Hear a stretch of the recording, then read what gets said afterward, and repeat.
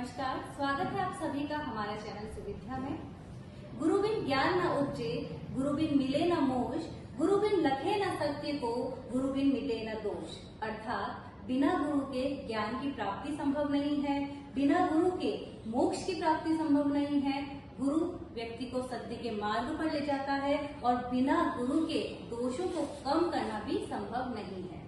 तो आज हमारे साथ ही एक गुरु हैं जो कि निःशुल्क बच्चों को शिक्षा प्रदान करते हैं। कोटा के निवासी हैं। सर नमस्कार। विजय सर की आज मैं अगर बात करूं तो उन्होंने अपनी गवर्नमेंट जॉब से रिटायरमेंट के बाद बच्चों को पढ़ाना शुरू किया है और किस प्रकार से उनकी जर्नी रही है हम उन्हीं की जुबानी जानते हैं। सर किस प्रकार आपने ये वृंदा क्लासेस जो है उनकी शुरुआत करी? मैं जब जॉब में था उसके 2 साल पहले ही मैंने ये निश्चय कर लिया था कि रिटायरमेंट के बाद क्या करना है। कई लोग रिटायरमेंट के बाद वापस जॉब अपने ज्वाइन कर लेते हैं, वापस कॉन्ट्रैक्टर के पास कार्य करते हैं, लेकिन मैंने सबसे अच्छा मालूम कर लिया था क्योंकि मैं यहाँ आना था सबसे में जाता था, तब यहाँ बच्चों को देखता था, तब मेरे दिमाग में आई थी कि अपन बच्चों को पढ़ाएंगे। उसमें एक मेन मोटो ये भी था कि जब हमने जब कंपटीशन देते थे हमारे कॉलेज टाइम में, तब हम उसको सक्सेसफुली नहीं कर पाते थे। कारण क्या था कि तब हमें आज महसूस हुआ कि हम क्यों नहीं कर पाते, क्योंकि हमारी उसमें बेसिक कॉन्सेप्ट क्लियर थी, हमें कई चीजें बेसिक नहीं आती। तब मैंने ये सोचा कि मैंने कहा अब अपन ऐसा काम करें कि जो अभी जो बच्चे पढ़ रहे हैं उनको इस समस्या से सामना नहीं करना पड़े और उनके बेसिक क्लियर हो। तो उसी अनुसार उसके आधार पर मैंने साइंस मैथ्स वगैरह इंग्लिश वगैरह ये करके बच्चों को ये पढ़ाना चालू किया ताकि उनके बेसिक अच्छे पढ़ने में अच्छे हो जाए, ताकि वो आगे। आप जानते हैं कि आज का जो जमाना है मोटी फीस लेकर बच्चों को पढ़ाया जाता है। एक तरीके से हम कह सकते हैं कि शिक्षा एक व्यापार बन चुका है और ऐसे माहौल में एक अनूठा अपने उदाहरण पेश किया है कि आप बच्चों को फ्री में शिक्षा प्रदान करते हैं। तो शिक्षा को लेकर आपका क्या नजरिया है? इसमें शिक्षा को लेकर मेरा नजरिया बिल्कुल क्लियर है कि शिक्षा वास्तव में अगर निःशुल्क दी जाए तभी उसका फल मिलेगा, वरना वैसे तो अगर पूरा व्यापार बन गया इसके शिक्षा का पूरा व्यापार है। अच्छा, उसके अलावा एक और है कि हमें जो जिसमें सरकारी कर्मचारी जो भी है इसको गवर्नमेंट पेंशन देती है, रिटायरमेंट के बाद आधी तनख्वाह देती है। कम से कम आधा काम तो कर दे, ज्यादा काम तो कर दे। उसके अलावा जो आपको ईश्वर ने दिया है उससे आप समाज को वापस लौटाओ, और आप जब बच्चों को समाज को लौटाओगे, बच्चों को पढ़ाओगे तो वो समाज सेवा या कुछ भी कहो उसको ईश्वर सेवा एक ही चीज है। समाज सेवा, ईश्वर सेवा। बच्चों को पढ़ाना, ईश्वर को पढ़ाना। ईश्वर ने आपको पढ़ाया, आप वापस पढ़ाओ। तो जैसे आप क्लासेस में सभी विषय पढ़ाते हैं या कुछ स्पेसिफिक विषय पर बच्चों को? वैसे मैं सभी विषय पढ़ाता हूँ, लेकिन इसके विषय मेरा साइंस मैथ्स और इंग्लिश है। साइंस और मैथ्स भी ज्यादा पढ़ाता हूँ। अच्छा। उसके अलावा जो उसके बाद जब समय बच जाता है तब इंग्लिश, एसएसटी और हिंदी वगैरह पढ़ाता हूँ। अच्छा। इसके पहले हमारे बाबूजी पढ़ाया करते थे, बाबूजी से तो बाबूजी हिंदी, सामाजिक और संस्कृत। अच्छा। बच्चे पहले मेरे पास साइंस मैथ्स इंग्लिश पढ़ते थे और नीचे जाके उनसे हिंदी, हिस्ट्री और संस्कृत पढ़ते थे। अच्छा। लेकिन वो बदकिस्मती के बाबूजी चले गए तो उसके बाद वो सब्जेक्ट क्या थोड़ा रह गया। और मतलब किस प्रकार के बच्चों को आप टारगेट करते हैं कि कैसे बच्चे आपकी क्लासेस में आते हैं?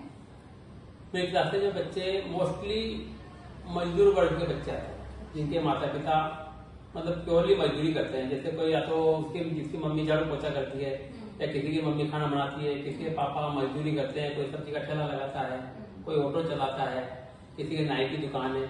मतलब इसी वर्ग के लोग मेरे पास, मतलब 99% यही वर्ग है जिनके जो ट्यूशन की फीस बंद नहीं कर सकते। कई तो होते हैं जो बोर्ड की फीस भी जो 700-800 स्कूल की लगती है वो भी बंद नहीं कर सकते।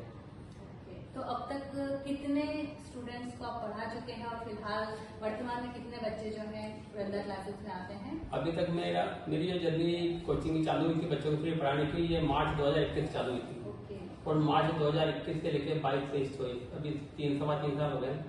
इसके अंदर कम से कम नहीं तो 400-500 बच्चे मैं पढ़ा चुका हूँ। अच्छा, इसके अंदर ये कि पहले शुरुआत में मैंने क्लास 1 से चालू किया था, लेकिन फिर 2 साल बाद मैंने इसको क्लास 3 तक कर दिया, क्योंकि जो पहले दूसरे बच्चे थे बहुत छोटे होते हैं, उनको तो बिल्कुल पढ़ के एक हाथ से कराना पड़ता है। तो वो ज्यादा बच्चे होते हैं, एक बच्चों को कराना संभव नहीं हो पा रहा था। और कई बच्चे ऐसे हैं जो ठीक है कोटा के कई बच्चों को तो आप शिक्षा दे चुके हैं, पर मैंने सुना है कि आपने कई बच्चों को ऑनलाइन शिक्षा भी दी है, यहाँ पर आने में समर्थ नहीं है। कुछ बच्चे थे जिनको ऑनलाइन शिक्षा भी दी है। जैसे इसमें मतलब कम से कम नहीं तो 10-12 बच्चों को मैंने ऑनलाइन पढ़ाया है, और कोई यूपी के थे, कोई महाराष्ट्र के थे। अच्छा। उनको ऑनलाइन भी वैसे ही मैंने निशु की कराया था। ऑनलाइन से अच्छा वो बच्चे भी ऐसे थे व्हाट्सएप से ही पढ़ते थे। अच्छा। वो कोई जूम वगैरह उससे नहीं होता था उनका। क्योंकि उनके पास इतना होता उनको मोबाइल तभी मिलता था जब माँ बाप शाम को काम से घर आते थे। तो वो सब मैं यहाँ दिन भर कोचिंग करने के बाद में रात को 8 बजे बाद उनको मैं पढ़ाया। आपके पढ़ाए हुए बच्चे जब किसी इम्तिहान में पास होते हैं तो आपकी क्या प्रतिक्रिया रहती है? नहीं, मुझे बहुत अच्छा लगता है। तो मुझे ऐसा लगता है कि मतलब मेरा सफल हो गया। जैसे मतलब बच्चा थी मेरे पास 10th की बच्चे आती थी और वो 10th की बच्चे ऐसी थी कि जिनको वास्तव में देखा जाए तो 8th क्लास की चीजें भी उनको नहीं आती थी। आगे वो 10th में, क्योंकि अपना सिस्टम सिस्टम ऐसा है ना, गवर्नमेंट सिस्टम ये है कि 8वीं क्लास से बच्चों को फेल नहीं करना है, चाहे उनको कुछ भी नहीं आता है तभी उनको पास किया जा रहा है, उनको पर ध्यान नहीं दिया जा रहा है। तो क्या जब 9वीं और 10वीं में ऐसे बच्चे आ जाते हैं तो उनका क्या किया जाए? तो उन बच्चों को मुझे वापस 6th से उठाना पड़ता है। उन 6th क्लास के बेसिक कराना पड़ते हैं, 8th कराना पड़ते हैं, फिर वो 9th और 10th के लाने पड़ते हैं। तो उन बच्चों में से जब वो अभी ये पिछले साल की बात है 2023, तब जो बच्चा थी 10th की वो जो पास हुई तो उनको जो मैंने पूछा उनका रिजल्ट आया, उन्होंने फोन किया तो उनमें एक बच्चे के 73% बने थे। अच्छा। तो मुझे इतनी खुशी हुई थी। मैंने कहा कोई जो बच्चे को कुछ भी नहीं आता था पास हो वो मैंने 73% लेके आए। जब कुछ और बच्चे थे उनमें किसी 60 आए, किसी 56 आए, यानी कि मतलब जो 80 ग्रेड के बच्चे थे वो बी ग्रेड में पहुंच गए, बी ग्रेड के बच्चे थे वो ए ग्रेड में पहुंच गए। मतलब मेरे तो यही टॉप करना हो गया बच्चों का। प्राइवेट कोचिंग वाले टॉप करते हैं, मेरा ये टॉप है कि भाई बच्चे एक सीढ़ी आगे बढ़ जाए। तो अब आपकी फ्यूचर प्लानिंग क्या क्या है बच्चों को लेकर? अभी क्या कि अभी क्लासेज में मेरे को जब अभी पढ़ाते इस पिछले साल के अंदर, इससे 2 साल पहले तो पिछले 4 साल गया, इसमें कुछ अलग लोग गए। इसमें कुछ ऐसे बच्चे आ गए जो बड़े बच्चे भी आ गए, 9th और 10th के बच्चे ऐसे आ गए जिनकी की आर्थिक स्थिति बहुत दयनीय थी। वो दयनीय उस टेंथ में थी कि उनके जो फादर थे वो सब आजकल के ये जो नशाखोरी वगैरह इसमें फंसे हुए थे और उनकी माँ काम पे जाया करती है, वो कमाती है और वो बहुत परेशान हो गए। तो वो लोग अपने पति को छोड़ के अपने बच्चों को लेके इधर आना कर, और वो जब किराए के मकान में रहती है तो उनके पास में किराया देने को होता है, न खाने को होता है, काम मिलता है 1000-2000 रुपये का, उसमें कुछ नहीं कर पाते। तो ये एक बड़ा चैलेंज मेरे को आया कि वो बच्चे मेरे पास पढ़ने आ रहे हैं। और वो बच्चे मेरे पास पढ़ने आ रहे हैं तो उनका सबसे तो बेसिक है कि पढ़ाई करने से पहले उनका पेट भरा होना चाहिए। अगर पेट नहीं भरा होगा तो वो कैसे पढ़ेंगे? तब फिर मेरा तो अभी एक मोटो ये भी चल रहा है कि ऐसे बच्चे आते हैं उनको उनकी सामान्य पेट भरने की जरूरत पूरी करना, उनके परिवार की, दोनों की, पूरे परिवार की तभी वो पढ़ पाएंगे ताकि उनकी मतलब माँ बहन तभी भेज पाएंगे। तो एक तो अभी 3-4 परिवार है जिनका ये काम होता है। तो उसी में मुझे लगा कि अपने को हमें जो अभी मैं करता हूँ चैरिटी में टेंशन से करता हूँ केवल, तो उसमें इतना ज्यादा नहीं कर पाता। तो उसके लिए आवश्यक मतलब अतिरिक्त धनराशि की आवश्यकता है। चैरिटी ज्यादा करेंगे। और ये मैंने एक फेसबुक में एक सरदार दिखाया था। तो उन्होंने एक दी थी तो मुझे वो दिमाग में बैठी। उन्होंने कहा आपको पैसा क्यों कमाना है? तो उन्होंने ये बात की थी उसमें कि पैसा क्यों कमाना है। उन्होंने एक तो बताया बच्चों के लिए कमाना वो ठीक है, आपके अच्छे रंग के लिए कमाना वो ठीक है। बाकी उन्होंने 2 बातों में बोली कि समाज का जो वंचित वर्ग है, जो आर्थिक संपन्न नहीं है, जो नहीं कमा पा रहा है, जिसको खाने को नहीं है, उनके लिए आपको कमाना है, उनके लिए आपको कमाना है। और एक गवर्नमेंट को टैक्स देने के लिए कमाना है कि उस टैक्स से विकास कार्य करने हैं, गरीबों की आवश्यकता पूरी करनी है। जैसे गरीबों को राशन वगैरह देगी गवर्नमेंट, तो कहाँ से देगी? आप टैक्स नहीं दोगे कहाँ से देगी? तो उन्होंने कहा आपको इन 2 कामों के लिए और कमाना है। तो उसको देख के मुझे लगा कि मुझे इसके अलावा ये पेंशन ठीक है सरकार की आ रही है, लेकिन मुझे ऐसा काम करना है कि मुझे ये चीजें और करनी है। तो उसके लिए मैंने किया है मशरूम फार्मिंग ट्रेनिंग लेके आया था। Mushroom farming? हाँ, ये मामा हिमाचल गया था। अच्छा। सोलन वहाँ होती है ट्रेनिंग। आई इसमें पूरे इंटेलिजेंस लेवल की हमने गवर्नमेंट की है, तो वहाँ से करके आया था। उसके बाद अभी मैं ये गोट फार्मिंग, काउ फार्मिंग पे भी कोर्स करूँगा और अभी फार्मिंग कर रहा हूँ मैं कोर्स। खेती वगैरह फिर मिल जाए तो उस पर करके उसमें जैसे ये वर्मी कंपोस्ट है और ये अपना ऑर्गेनिक फार्मिंग है, ऑर्गेनिक फार्मिंग को ये ऑर्गेनिक फल दिया जाए, ये बनाना वगैरह। तो क्या इससे इसको सिखा दे, क्योंकि जो बच्चे पढ़ रहे हैं वो नौकरी तो पूरा उनको मिलेगी नहीं, निश्चित है इतने बच्चों को नौकरी नहीं मिलेगी। और जितना वो पढ़ पाएंगे, जैसे ये गरीब बच्चे हैं, ये 12वीं के बाद क्या पता आगे पढ़ पाए नहीं पढ़ पाए, तो इनको 12वीं करने के बाद कम से कम जॉब मिले और ये ऐसा काम मिल जाए। तो ऐसा काम मैं सोच रहा हूँ, ऐसा करके इनको ऐसा ट्रेनिंग देना चालू करूँ, ये अपना पैरों पर खड़े उठ रहे। ये है। विजय सर, मैं ये पूछना चाहती हूँ कि आपकी जो वृंदा क्लासेस हैं वो किसी एनजीओ से संबद्ध है या फिर सरकार से कुछ फंड आता है? नहीं, ये एनजीओ से भी नहीं है, गवर्नमेंट का भी कोई फंड नहीं आता है।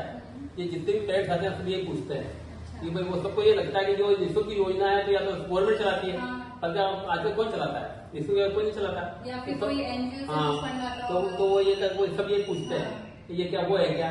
तो मैंने कहा भाई नहीं, ये गवर्नमेंट का नहीं है, ये हमारा प्योरली हमारा ही है, और ये केवल धर्म के हिसाब से काम है। इधर न कोई मतलब एनजीओ तो वैसे हमारा जो हमारे बैठा है उनका एनजीओ है, तो उससे इसको संबंध वैसे करता है, लेकिन इसमें एड कहीं से नहीं है। एड केवल अपनी खुद की जो पेंशन की वही एड है, और बाकी गवर्नमेंट की एड नहीं है। वरना लोग ये समझते हैं, सब ये पूछते हैं जैसा आप फ्री क्यों पढ़ाते हो? मैंने कहा भाई पढ़ाते हैं, तो कहते नहीं क्यों पढ़ाते हो? उनको समझ नहीं आ रहा क्यों पढ़ाते हैं, तब उनको समझाना पड़ता मुझे। भाई आप मंदिर जाते हो तो मंदिर में क्या करते हो? मैंने कहा गरीबों को पैसा देते हो, क्यों देते हो? तो धर्म लगता है। मैंने कहा मेरा भी धर्म लगता है। शिक्षा दान में एक बहुत बड़ा धर्म है, तो मेरा धर्म लगता है। तो उस अनुसार में ये बिल्कुल निःशुल्क क्लासेस हैं, बच्चों को सर की तरफ से दी जाती हैं। और पढ़ाई के अलावा, बच्चों को पढ़ाने के अलावा आपके और क्या क्या शौक हैं? बच्चों को पढ़ाने के अलावा मेरा एक तो ये मेरे बागवानी का शौक है, हाँ, और एक घूमने का शौक है। हाँ, तो डाइनिंग का नहीं, मतलब कैसे घूमने का। अच्छा। जैसे कहीं पिकनिक स्पॉट की जगह होती है, टूरिस्ट प्लेस वगैरह होती है, तो उसमें आगे इंडिया की काफी जगह कवर की है। अच्छा। वो धार्मिक यात्रा भी शामिल रहती है उसके अंदर, धार्मिक होता घूमना दोनों हो जाता है उसके अंदर। और एक बागवानी का है। और जैसे बच्चों का पढ़ाते हैं तो कई बार बच्चे बोर भी हो जाते होंगे, तो आप उनके हाँ, बच्चों को बोलते हैं मैंने बच्चों को जैसे वीकली है या 15 दिन में एक बार बच्चों को गेम खिला रखे हैं, मैंने कैरम ला रखा है, वो हुल्ला हो जो बच्चे रिंग में करते हैं वो ला रखा है, बच्चे को लूडो ला रखे हैं, चेस ला रखा है, और वो रस्सी कूद ला रखा है, बैडमिंटन ला रखे हैं। ये सब बच्चों के ला रखे हैं। तो बच्चे क्या बोर हो जाते हैं, सब पीछे पड़ जाते हैं, सर आज खिलाओ खेलना, तो उनको सबको गेम निकाल देता हूँ, बच्चे अपने खेलते हैं। मतलब ये लाइन तो कहीं ना कहीं सही चरितार्थ हो रही है कि गुरु उस दीपक के समान है जो स्वयं जल के। उसके अलावा मॉडल जो एजुकेशन वो भी देते रहते बीच बीच के अंदर, उनको जो सिखाते हैं विकास कहीं ना कहीं यहाँ पर उनको बच्चों को डेली में कैसे रहना है, अपनी दिनचर्या कैसे रखनी है, मम्मी पापा का कैसा व्यवहार है, टीचर का कैसा व्यवहार रखना है, क्योंकि वो जब बातें बोलते हैं ना यहाँ पे, क्योंकि उनका जो घर का माहौल है वो बिल्कुल गरीब बस्ती में रहते हैं, तो वहाँ का माहौल उनका बोलने का वैसा होता है। तो जब वो यहाँ आके बोलते हैं तो उनको फिर मैं वापस उनको वो सिखाता हूँ कि बेटा ऐसे नहीं बोलना है, ऐसे बोलना है, ऐसे व्यवहार करना है, आपको ऐसे स्कूल में ऐसे करना है। हालांकि स्कूल में सिखाते हैं, फिर मैं यहाँ उनको डबल सिखाता हूँ। और दर्शकों को क्या संदेश देना चाहेंगे आप? दर्शकों को यही है कि हम जो भी आज देखते हैं कि इतना समाज में इतनी मतलब ऊंच और नीच में इतना अंतर है, मतलब आर्थिक रूप से और सामाजिक रूप से काफी अंतर है। तो उसके अंदर हम अगर कोई सक्षम परिवार है, वो एक सक्षम परिवार एक अक्षम परिवार का सहारा बन जाए, चाहे शिक्षा के रूप में बने, आर्थिक रूप में बने तो ज्यादा अच्छा है। शिक्षा के रूप में तो बड़ी थी, और आर्थिक रूप में अगर एक परिवार को संभाल तो बहुत बड़ी बात होती है। इस देश में गरीबी मिट सकती होती है, लेकिन ये संभाल ले कोई ऐसा करके निस्वार्थ समाज उसको, उसका वापस रिटर्न की आशा नहीं करेगी क्या मिलेगा, क्योंकि जिसको संभालोगे वो दे नहीं पाएगा। बस ये क्या उनको ये कहो कि जब तुम सक्षम बन जाओ तो तुम भी करो, ये अपन तो यही लाइन हो सकती है कि बड़ा कारवा बन जाएगा, एक कदम बढ़ाकर तो देखो, भाव ताव और व्यर्थ की चिंता एक बार हटाकर तो देखो, डगर कठिन होगी शायद पर साथ आकर तो देखो, हर संकट से सब तर जाएंगे, जरा हाथ बढ़ाकर तो देखो। तो बहुत बहुत धन्यवाद विजय सर। आशा करती हूँ कि आपकी जो भी इच्छाएं हैं वो सारी पूरी हों। धन्यवाद। बहुत बहुत धन्यवाद आपका।